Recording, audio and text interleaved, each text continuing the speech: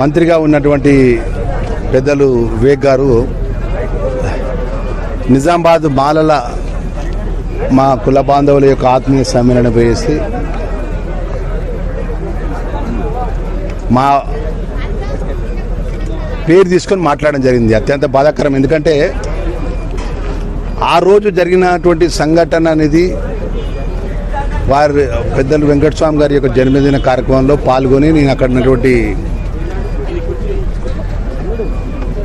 Jubilee hills by election పోతున్నా ప్రచారంలో minority వెల్ఫేర్కి సంబంధించిన దానికి పోతుంటే ఈరోజు మళ్ళొక మా పేరు తీసి మాట్లాడడం కావాల్సుకొని లక్ష్మణ్ కుమార్ అని నా పేరుతోని నేను తప్పు అబద్ధం మాట్లాడినానని వారి తండ్రి గారు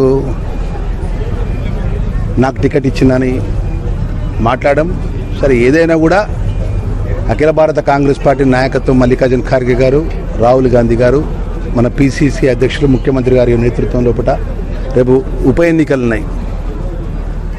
రేపు స్థానిక ఎన్నికలు ఉన్నది. పార్టీ బలోపేతంగా, పార్టీ ముఖ్యం అందరికంటే, మనందరికంటే పార్టీ ముఖ్యం. మనం రాష్ట్ర ప్రభుత్వం నడిపే వాళ్ళం, క్యాబినెట్లో ఉన్నాం. కాంగ్రెస్ పార్టీలో ప్రజలు నన్ను ఆశీర్వదించారు. సరే, మన మధ్యలో ఏదైనా ఉంటే సరే, నేను తప్పు మాట్లాడినా మీరు ఒప్పు మాట్లాడినా అనేది మన పార్టీ ఇంటర్నల్గా కూర్చొని మాట్లాడితే బాగుండేది.